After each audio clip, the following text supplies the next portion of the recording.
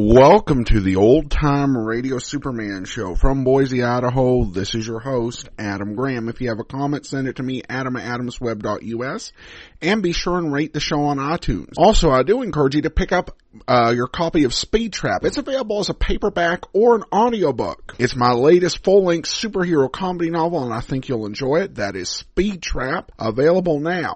Well, now it's time for today's episode of Superman. Original air date, April the 27th, 1948, and this is the Crossword Puzzle Mystery, Part 9. Faster than a speeding bullet. More powerful than a locomotive. Able to leap tall buildings at a single bound. Look, up in the sky. It's a bird. It's a plane. It's Superman.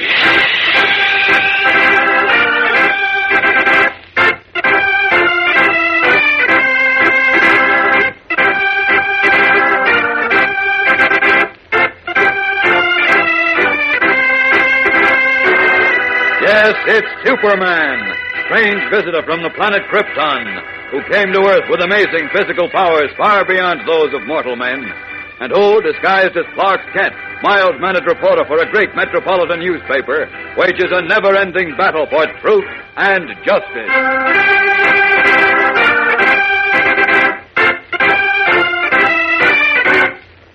Today, with Superman unaware of their predicament, Lois Lane and Horatio Horn, tied hand and foot, hear bad news from Frosty Ketchel. I'm gonna loosen these here ropes so as you can walk. Then, Miss Lane, you and Mr. Horn are going outside with me to meet a fella. Is that so? Who is he? Fella named Hurley brung you a present. Present? What do you mean, Ketchel? Come on out and see for yourself. But I can tell you right now, you ain't gonna like it.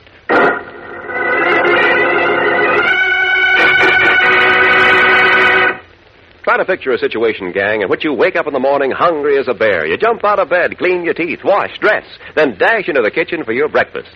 But when you get there, you are greeted by the sight of your mother's sad face and her broken-hearted announcement that there is nothing to eat in the house, no food at all. Sounds impossible, doesn't it? You can't believe anything like that is possible ever anywhere. Well, let me tell you how wrong you are. Because there are many places in the war-torn world today where scenes like the one I just described to you happen almost every day. As a matter of fact, nearly half of all the children in the world, about 230 million of them in Europe and Asia, are almost always hungry. And many of them are sick, very sick, as a result of being undernourished and improperly dressed. Can you think of a more unhappy situation than that? And can you think of anyone who needs help from you more than those 230 million unfortunate boys and girls? I'll bet you can't. What can you do about it? Well, plenty. Here is one thing you lucky boys and girls in America can do.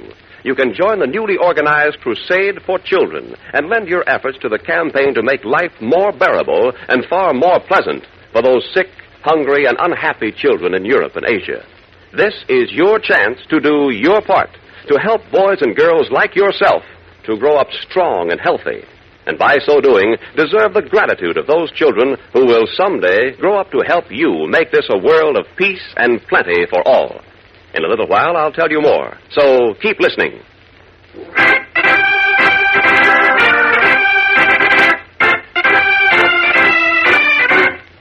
And now, the adventures of Superman. A mysterious plot strangely connected with crossword puzzles has resulted in the disappearance of Lois Lane, girl reporter for the Metropolis Daily Planet, and Horatio Horn, local correspondent for the same paper, both of whom disappeared in Moundville, a small mining town on the edge of the desert. Investigation led Superman to believe that Frosty Ketchel, proprietor of the town's only hotel, who is also missing, is behind the disappearance of his friends. And he was further convinced when, in a mud cellar under Ketchel's hotel, he discovered 3 newspaper pages, on each of which was a crossword puzzle. But in an explosion and fire, the newspapers were practically destroyed. Certain that the puzzles were a clue that would lead him to Lois and Horatio Horn, Superman streaked back to Metropolis. And as we join him now, once more disguised as reporter Clark Kent, he is in the crime detection laboratory of Metropolis Police Headquarters. Sergeant Nielsen, a department technician, has placed the charred fragments of the newspapers under a powerful microscope. Now, all I ask, Sergeant Nielsen, is that you just bring out the dates on these newspaper fragments. Well, that's a tall order, Kent. There's practically nothing left of these newspapers. I know, but there's some faint printing left at the top of the pages there. I can't make it out, but I was hoping this new device of yours could. Well, there have to be some details in the first place for the chemicals to bring out. I know, but I'll try my best, though. All right. Come on into the lab with me, Kent, and we'll see what we can get, if anything.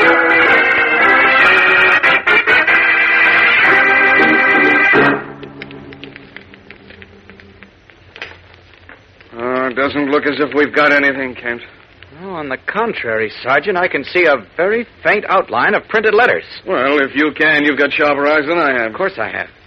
Look, can you put this through that process again? Yes, but I think we're wasting time, Kent. We've got to keep trying, Sergeant.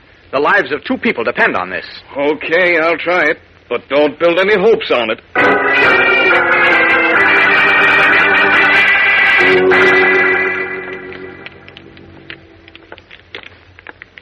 I think that did it, Sergeant. Yes, I can make out some letters now. Oh, you're dreaming, Kent. I can see the faintest suggestion of print, but that's all. And frankly, that's the best I can do. You've done enough. Now, wait till I get a pencil. There. Phoenix, Arizona Times. What? That date, February 20th. No, 26th. You mean you can actually see that? Of course. Second paper is the D.E.N. Denver Telegram, December 7th, 1947. How can you read all that when I can't make out even a single letter? 1947. I'll tell you the secret someday. Now, the third paper. It's the Minneapolis Herald for September 9th, 1947. This beats me. Well, that's all I can read, but I think it'll be enough. Thanks a million, Sergeant. Now I've got to join Perry White at the Daily Planet.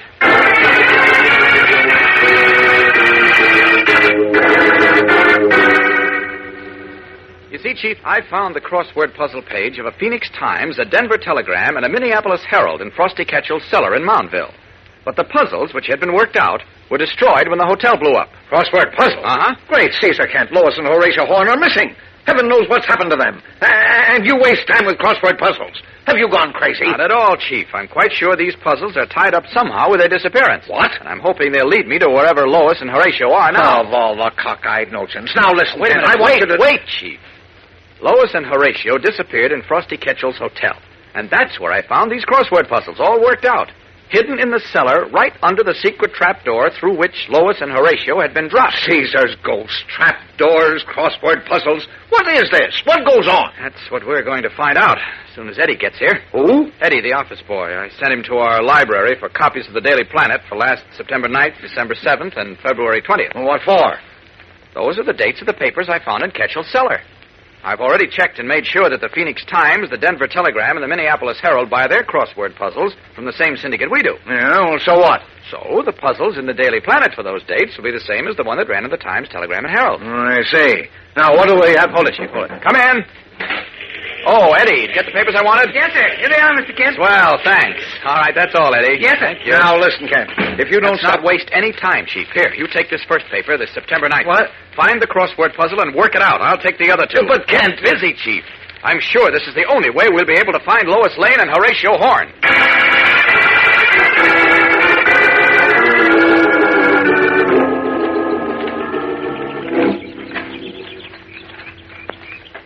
Here's Horn and the Lane girl, Hurley. I had to get the ropes off from their feet so as they could walk. Come on, step up. Take your hands off me, you ruffian. Shut up, you little windbag. Or Cut it I'll- out, Let him alone. Frosty. Cut it out. So you two are reporters, eh? Yes, we are. Rather, Miss Lane is a reporter. I'm merely the local correspondent for the Daily Planet in Squeen Run, Ohio. I see. And now that you know who we are, suppose you tell us who you are and why we were brought here. As if you didn't know. We don't know. Do we, Mr. Horn? Why, no. No, of course not. What's the meaning of this outrage? Yes. You'd better release us at once, or we'll... Hold it, Miss Lane, and get this, both of you. You're in a bad spot. Your lives ain't worth a nickel. But I'm going to give you a chance to save your lives. What do you want us to do? You'll find out. You just shut your traps and listen to what Mr. Hurley's got to say.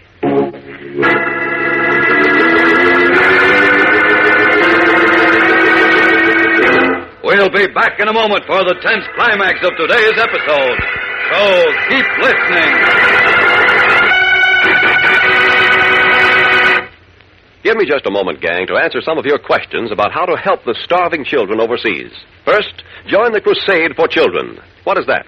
Well, the Crusade for Children is a nationwide organization designed to enlist the active aid of America's boys and girls in a drive to raise funds with which to buy food, clothing, and medicines for the sick and starving children of Europe and Asia. Who is behind this drive? The Crusade for Children is sponsored by the American Overseas Aid and United Nations Appeal for Children. How can you join the Crusade for Children? There are no application blanks to fill out, no membership fees, no cards, no buttons of identification. You simply decide that you must do your part to help those boys and girls who are so much less fortunate than you are. From there on, you do everything you can to raise funds. You may canvass your family and friends as well as your neighbors.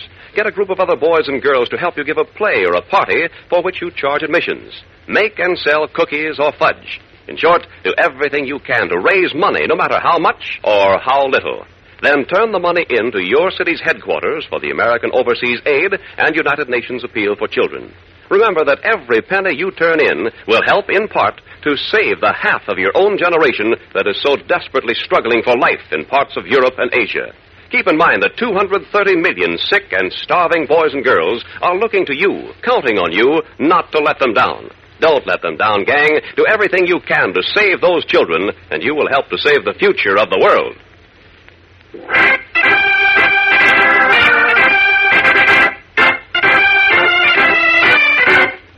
And now, back to the adventures of Superman. In a small hidden glade surrounded by boulders, stunted trees, and giant cactus, Frosty Ketchel stands behind Lois Lane and Horatio Horn with a rifle hung in the crook of his arm. A tall, hard-faced man named Hurley faces the two newspaper reporters. Now, look here, Mr. Hurley, you'd better let us... Quiet, Miss Lane, and listen to me. You and Mr. Horn are in a bad spot, but I'm going to give you a chance to save your lives. What do you want us to do?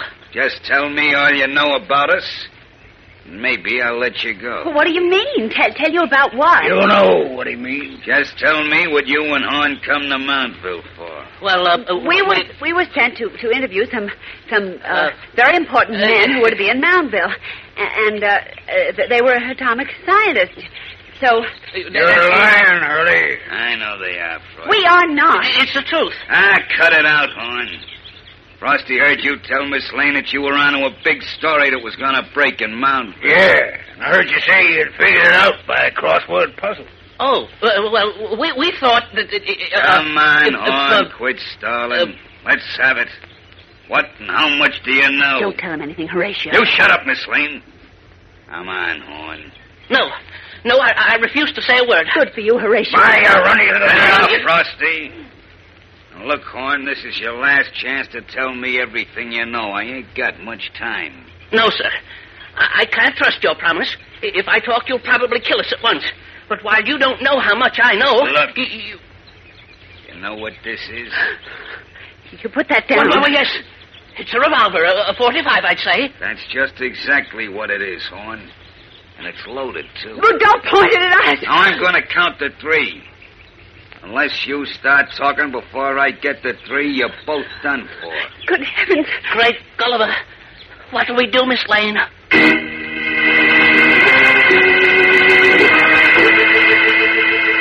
Their hearts hammering, Lois Lane and Horatio Horn face the revolver in the steady hand of the tall, hard-faced man named Curly. If they tell what they know, they're certain they will be finished. But if they refuse to speak, it means the end for them anyhow. What can they do?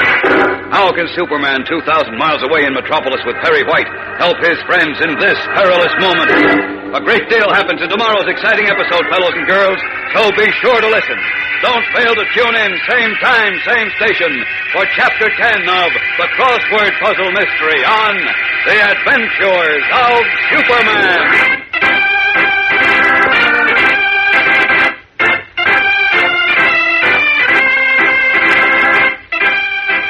Superman is a copyrighted feature appearing in Superman DC Comics magazine and is brought to you Monday through Friday at this same time. This program came from New York. Stay tuned to your mutual station for Captain Midnight, which follows in just a moment. And right after Captain Midnight, you will hear Tom Mix and his Ralston Stray Shooters. This is the Mutual Broadcasting System.